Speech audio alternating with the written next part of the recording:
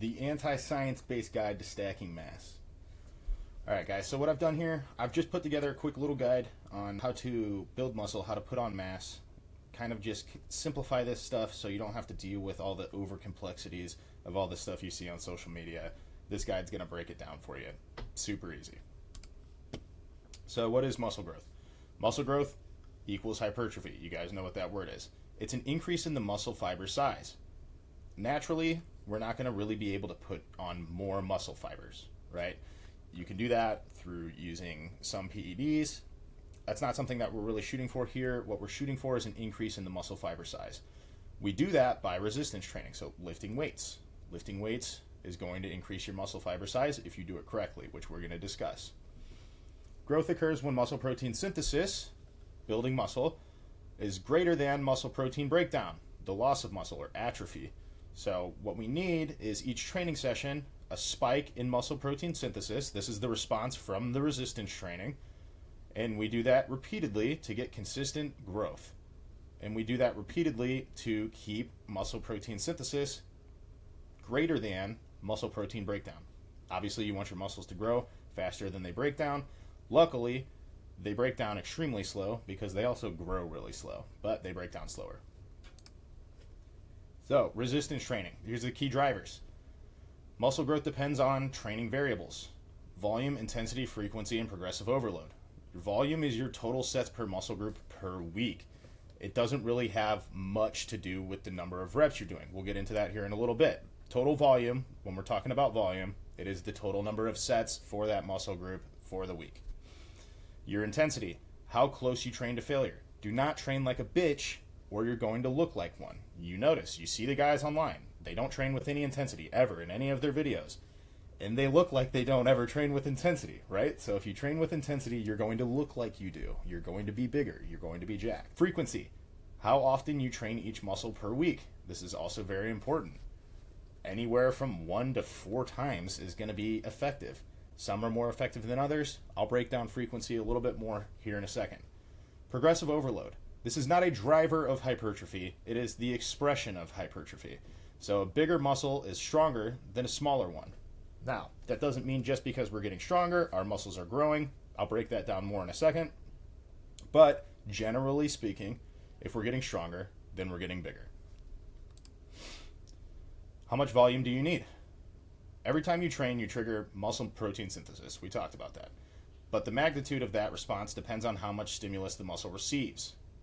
Too little volume, you have weak muscle protein synthesis, you're going to have minimal growth. Okay, this is kind of what we're seeing with the science-based lifters, where they think they can do 2 sets of biceps per week and then wonder why they have 13-inch arms, because they're doing too little volume. We have our ideal volume: strong muscle protein synthesis, optimal growth. Ideal volume is going to be just before too much volume. So in order to know what our ideal volume is, we need to know what too much volume is. Too much volume, overtraining, poor recovery, injury, higher risk of injury at least. When we're doing too much volume, we're not going to be able to recover for our next session very well, and our progressive overload is going to be lacking. We're not going to be able to progress session to session. We're going to be constantly tired, constantly sore, sleep issues, irritability.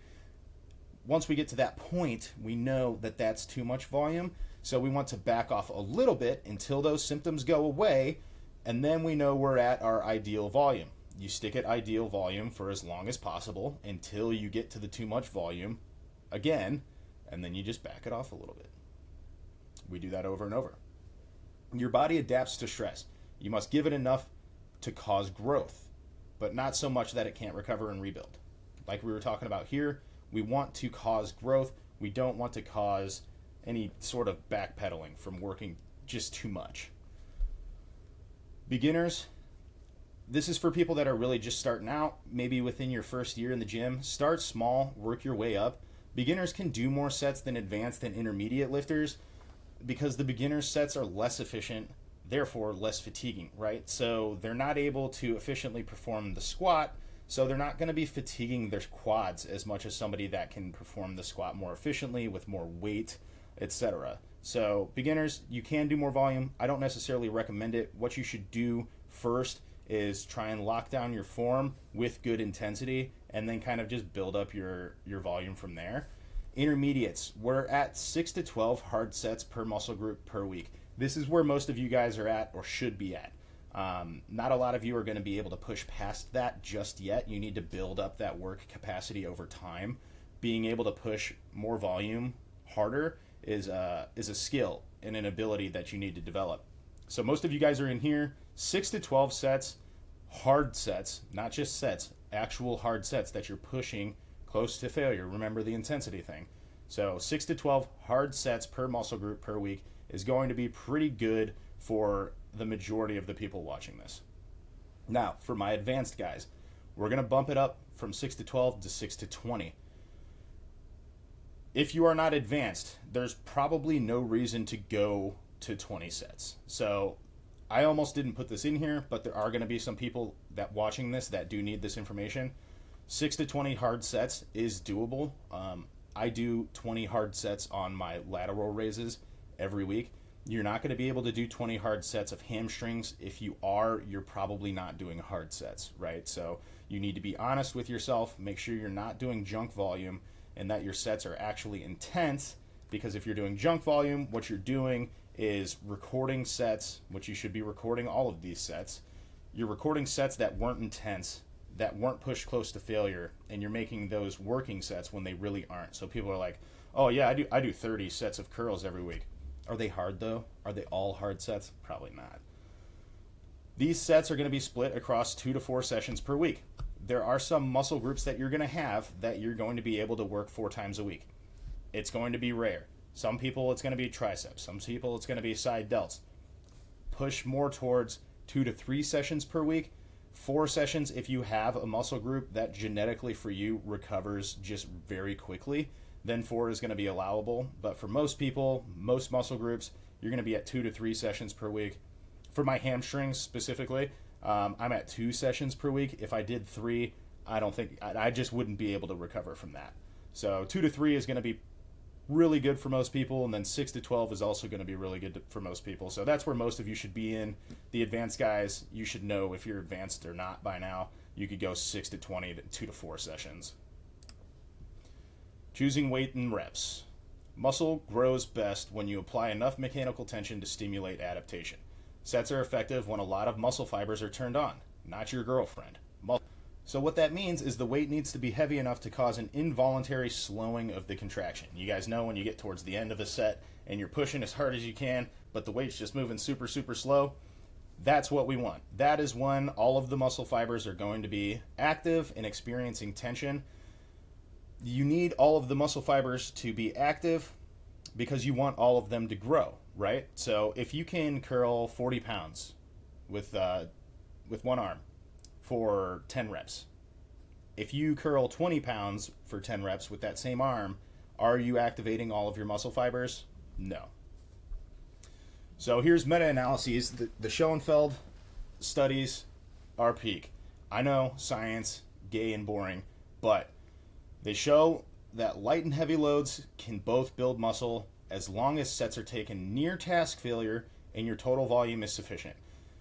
This is important. So you're going to be able to grow muscle equally with sets of 5 to 8, as you will with sets of 8 to 12, 12 to 16. Now, does that mean that we need to do sets of 5 for all of our exercises?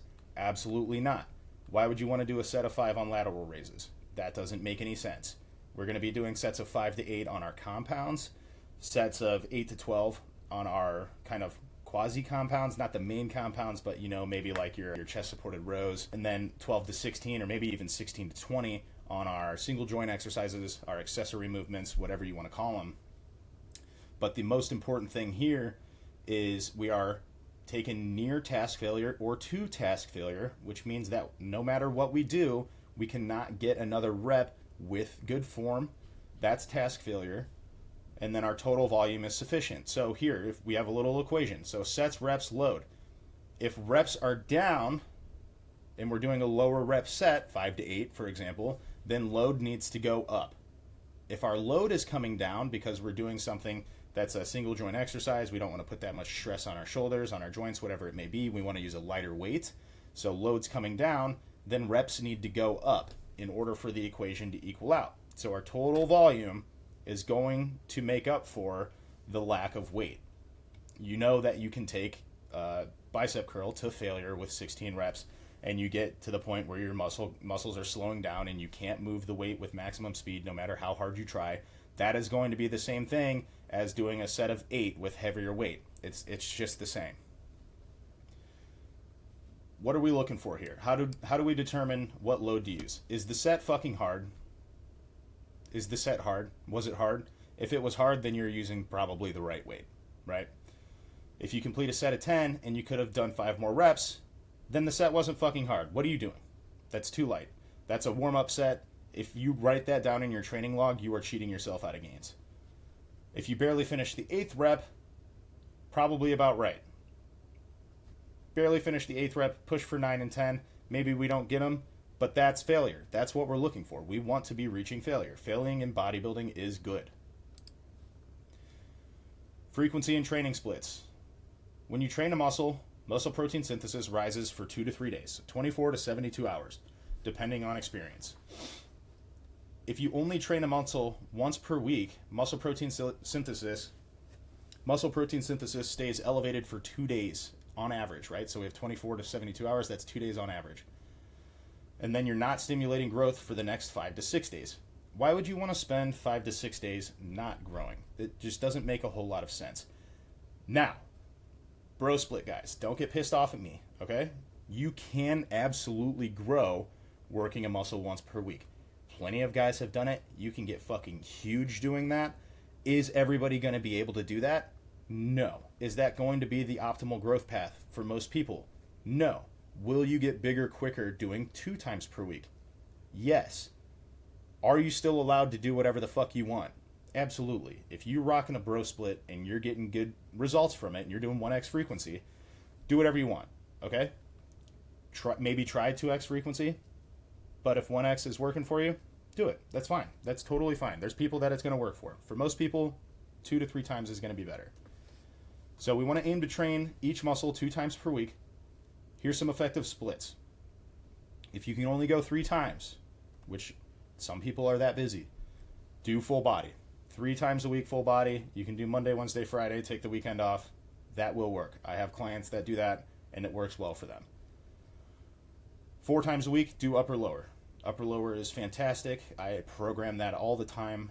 5 times a week, upper lower, push pull legs is going to be great.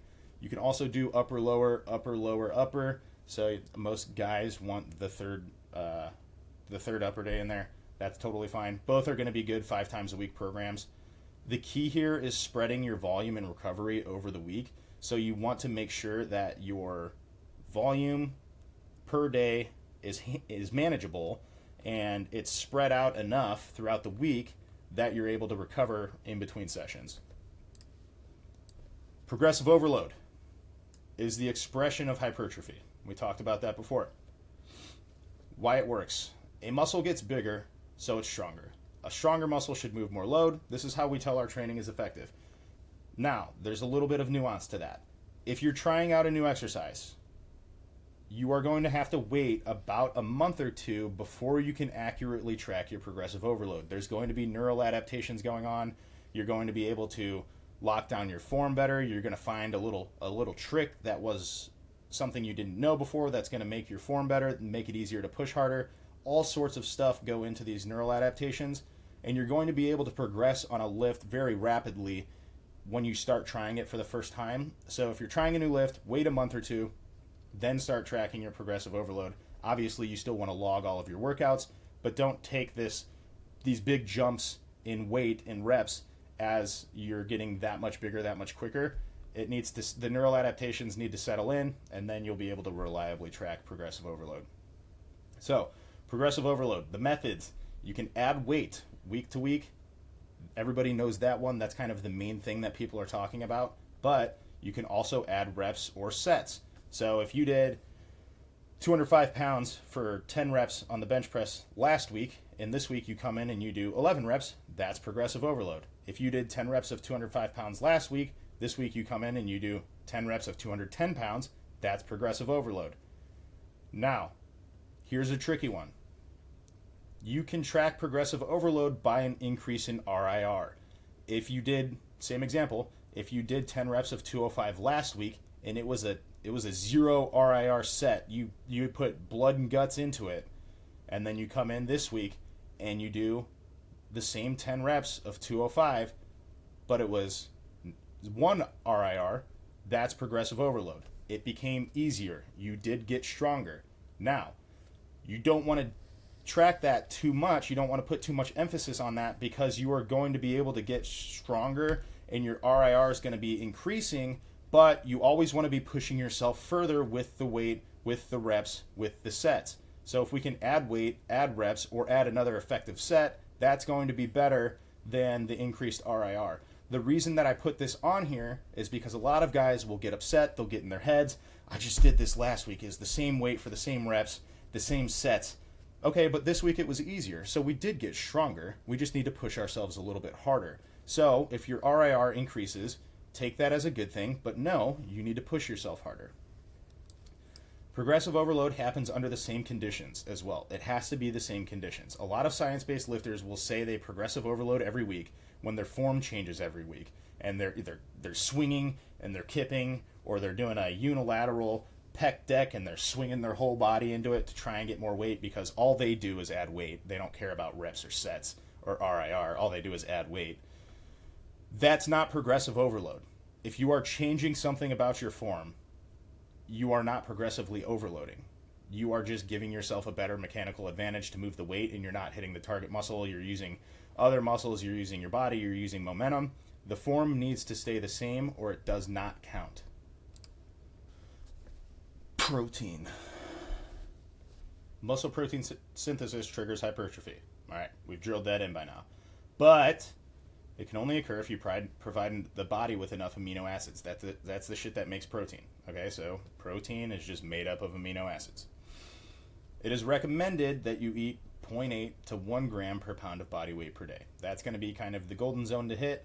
If you just shoot for 1 gram per pound of body weight, you never have to do any calculations. So, just do a gram and you're going to be good to go. Now, there's a little caveat to that. If you're fat, you're super overweight, then you should shoot for 1 gram per pound of your goal body weight, right? If you're 400 pounds, you don't really need 400 grams of protein. That would be a little ridiculous. You need to shoot for, 150 to 200 grams of protein, depending on how overweight you are. So keep that in mind as well. We want our protein to come from high quality food sources: meat, fish, eggs, dairy, whey, not fucking peas and soy and all that other bullshit. Eat meat, eat fish, eat eggs. They are good for you. If you have super high cholesterol, please don't eat super fatty meats and 8 eggs in the morning. That's important as well. But if you are a healthy individual, these are going to be the main sources of protein for you. Dairy, I put in there. Don't just drink a bunch of milk. You're going to get fat, probably. Like, I have guys that come to me, they're like, oh yeah, I just drink whole milk. I'm like, don't do that. You look like you drink whole milk.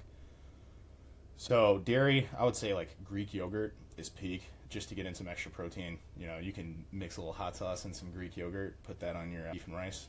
It's peak. Whey, protein shakes are good to go. Do not make these the main source of your protein. We want the main source of our protein to be food, not whey. It's just not ideal. It's going to fuck your gut up. You don't want to be drinking all your calories all day either. Eat food. We need to make sure all of the essential amino acids are present. If you eat meat, fish, and eggs, all of the amino acids are going to be present. You're going to be good to go. You won't have to worry about it. You're not going to have to track your micronutrients and amino acids. Just eat a variety of whole food sources and you'll be ready to rock and roll. Timing and total calories. So protein timing is flexible. You do want to spread it out throughout the day because it's going to aid in digestion and be like moderately better for muscle protein synthesis. But that being said, total daily intake matters the most. Get in all of your protein. If you hit the end of the day and you still need to get in 150 grams of protein, you can do that. It's not going to hold you back. It's probably just going to give you some farts. Post-workout meal with high carbs and moderate protein within 2 hours is beneficial but not urgent. So this, you've probably heard about like the anabolic window already. It is good to eat a post-workout meal that's high in carbs and has protein in it That is going to help you build more muscle quicker over a long period of time. It is not like anabolic. It's not going to give you this like steroid like effect that people think it's going to.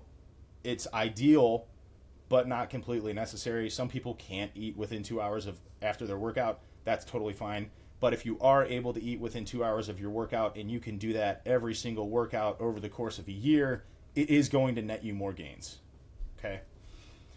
So, your calorie surplus. If we are putting on muscle mass, then we're in a bulking phase. Okay? You can gain.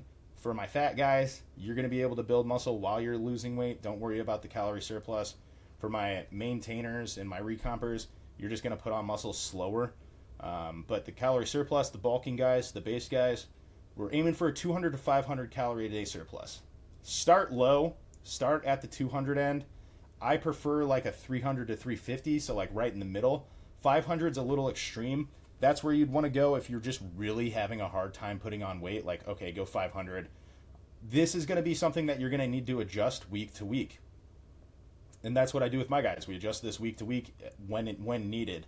So if you're at 50 and you're gaining weight, and then suddenly you're going to stop gaining weight at some point, right?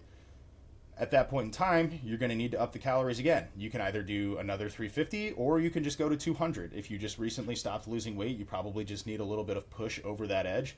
But you're going to have to keep doing this. Your 200 calorie surplus right now isn't going to be a 200 calorie surplus in 6 weeks because you're going to get bigger. Then you're going to need more calories to get even bigger than that. That's why so many people stay small, because they are afraid to keep eating more and more and more. That being said, if you eat meat, rice, and vegetables, you will never get fat. You cannot make yourself fat eating meat, rice, and vegetables. You will throw up before you can eat that many calories. 200 to 500 calories a day surplus is going to be optimal for gaining lean mass. Muscle takes time to build. It takes a long time to build. You guys know that. This stuff takes a while to put on. You're not going to add on slabs of muscle if you eat 1,000 calories over your maintenance every day. You're just going to get fat. So this is like the GOMAD stuff, the gallon of milk a day. You just get fat. You put on a lot of strength and size, but you get fat, and now you have to do a 3 to 4 month cut just to get that stuff off, when you could have been leaner if you just took the bulk a little bit longer and bulked slower. You wouldn't have to be fat or spend 4 months of your life cutting just to reveal the muscle that you put on. Macronutrient balance. Protein. Aim to eat body weight, so gram per pound. And this is what I was talking about earlier. Goal weight if you're fat. So don't eat 400 grams of protein if you're 400 pounds and 200 pounds overweight. Carbs. This should be the vast majority of your calories that you're eating.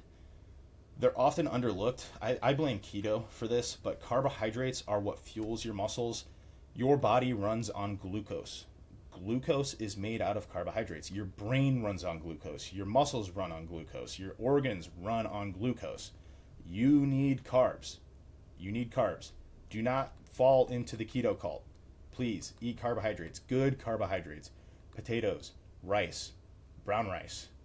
You can have sweet potatoes. I don't care. But you need carbohydrates. You will notice if you're low carb and you kick the carbs up, you will notice a difference in your gym performance within the week. Fats. 20 to 30% of your calories should come from fat. Prioritize omega-3 fatty acids. If you eat good fats, you need less of them. You don't want all of your fat to just come from like beef. That's saturated fat. You want to have good unsaturated fats, or polyunsaturated, monounsaturated, whatever it may be. So stuff from like seeds, nuts, fish that are high in omega-3s. There's a lot of good fats out there. You can just look up good fats on Google and you'll find what you're looking for. Good fats are going to be very important for hormonal balance, okay? Fats give us cholesterol, steroid, right? Steroids are made from cholesterol. Testosterone is a steroidal hormone. You need cholesterol to make testosterone. If you're no fat, you will have low T and you're going to feel like shit. So, we need an optimal amount of fat. That being said, my gear users out there, we don't need as much fat in our diets because we are injecting our hormones. So we don't need to optimize our hormones with our diet because we're optimizing them with a needle. It's a little different. Recovery, where growth happens. You're not building muscle in the gym. You are stimulating the building that's going to happen later. Muscles grow during rest. Yes. Sleep 7 to 9 hours a night. I know for a lot of you this isn't going to be possible, but it is going to be the best. You want to shoot for 7 to 9 hours. If you need to reorganize things in your life to get there, do it. If this is important for you, you can try and figure that out. Poor sleep reduces muscle protein synthesis and recovery hormones. It also increases cortisol. That's bad. That is going to cause more muscle breakdown potentially over a period of time. We want to have good sleep consistently. Do not listen to the science-based fuckheads that tell you you don't need sleep. All you need is training. That's bullshit. Okay, go ahead and get 3 hours of sleep for an entire year. Tell me how much muscle you put on. Fucking idiots. Rest days. 1 to 2 per week minimum. You need rest days. You cannot work out balls to the wall every single day. If you are doing that, you're not actually working out balls to the wall. You don't train as hard as you think you do, because I have done this. It's fucking horrible. For the same muscle, you want to wait 48 to 72 hours before training again. For me and my hamstrings, it's 72 hours. For my side delts, it's not even 48 hours. It just depends. And this is something you're going to have to figure out on your own. Your different muscle groups are going to recover at different rates, and that's totally okay. It's going to be kind of random. Typically, like hamstrings recover slower than triceps, typically, but it is person to person. So there's some people that can train their triceps 5 times a week, like me, but I can only train my hamstrings every 3 days. There's going to be people that can train their hamstrings more often, but can't train their triceps that often. It just depends. You're going to have to figure this out. Signs of under recovery. So this is going to be when you're doing too much. Constant soreness. My beginner lifters, you're going to be very sore for the first month. Extremely sore, like life-alteringly sore. That's okay. It's totally normal. You'll get over it. You'll stop getting so sore. Fatigue or poor performance. Are you getting weaker? If you're getting weaker, your recovery is not optimized. There is a little bit of nuance to that. If you're at the end of a huge cut and you're super lean, you're going to start getting weaker. But if you are just starting your cut, or you're in a normal cut and you're already at like 16 to 18% body fat, so you're not fat, but you're not exactly lean either, and you're dropping off in performance in the gym, your recovery is off. You should be able to gain strength very deep into the cut. You should be gaining strength during your training pretty much year round, unless you are one of the guys that is getting super, super lean for whatever reason, whether it's a bodybuilding competition, photo shoot, whatever you guys got going on. This is a big one too that goes understated.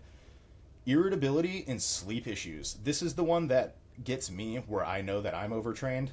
I get really pissed off and I can't sleep for shit. I'll wake up in cold sweats. I can't stay asleep. I can't fall asleep. And I start getting like 4 hours of sleep per night, which again, not optimal for recovery. So if you're under recovered and then you start under recovering even more, it's a nightmare situation. Now, my guys that are enhanced, are you taking too much tren? It's a joke, but it's also not a joke at all. Don't blame under recovery on any of this stuff or your food or your diet. Like, oh, well, maybe I need more food. It's like, no, you're on half a gram of tren. You can't sleep. Back it off. Lifestyle and stress. Chronic stress means elevated cortisol, which means higher risk of muscle breakdown, which is not good for looking jacked. Muscle breakdown is the opposite of what we're looking for. If you are chronically stressed, we need to work on managing that. Now, there are non-medication things that we can do to work on our stress. Sleep. Get enough sleep. That helps cortisol levels a lot. Go for walks outside.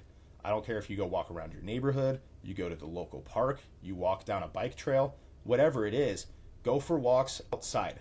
Walking on your treadmill in your garage that doesn't have any natural sunlight is not going to help you with your stress. It's going to help a little bit, but if you go for a walk outside without your fucking phone, leave your phone inside, go outside, look at nature, walk around in the sun, you are going to feel amazing. Meditation. Yes, I meditate. You should be doing this daily. 5 to 10 minutes is all it takes. Spend some time clearing your mind. Everybody is so busy right now and wrapped up in work and kids and life and your phone. Take 5 minutes that you would spend doom scrolling. Meditate. You'll notice a difference. Hobbies. You need to do stuff that isn't lifting weights, okay? If your entire life revolves around lifting weights, that can be fine, But you're going to be stressed out when that starts going wrong, okay? If all you do is train and you miss a lift, you're going to hate yourself, okay? But if you have other hobbies that you can fall back on, a bad day of training isn't going to be the end of the world. Go open some Pokemon cards. Do whatever you want. Not everything has to be about training all the time. That's totally okay. Go paint Warhammer. Open Pokemon cards. Go play fucking Magic the Gathering. I don't care. Journal daily. People are like, I don't know how to journal. I don't know what to write about. Whatever you want. You do a stream of consciousness. Just start. Your mind's always ticking, right? You're always thinking about something. Write it down. How was your day? Tell your journal how your day was. It's not gay, okay? It's not gay to keep a diary, all right? Avoid the all or nothing mindset. Consistency beats perfection. You will never be perfect. Don't strive for it. This used to be a really big one for me, and I'm glad I was able to break out of it, because I actually had a client that came to me, and he was just obsessed with this perfectionist mindset that he has.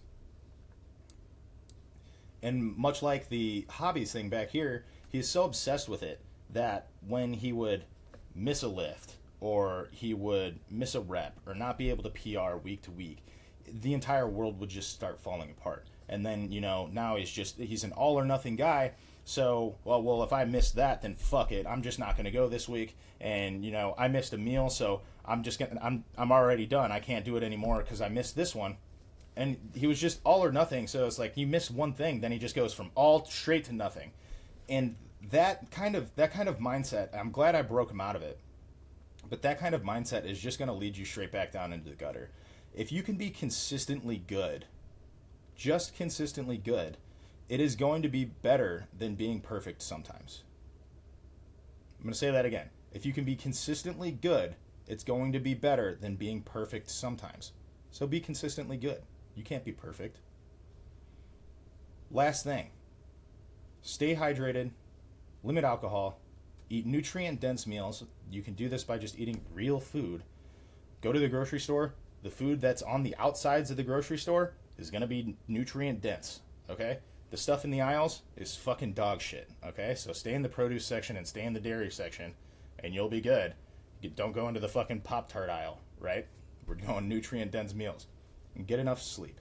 If you can do these things here, you're going to help optimize your recovery.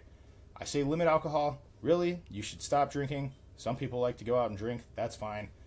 I wouldn't do it every weekend. I think that if you do that, you probably have, a little bit of a habit there going. And if you drink every day, obviously that's going to be really bad. But other than that, if you can do all of the stuff that I have outlined in this guide, you are going to be able to put on a lot of muscle mass for a very long time. I hope you guys found this helpful. And as always, you can DM me for one-on-one coaching. Just DM me the word coach. I'll reach out to you as soon as I can, and we can talk about a potential game plan to help you achieve your goals.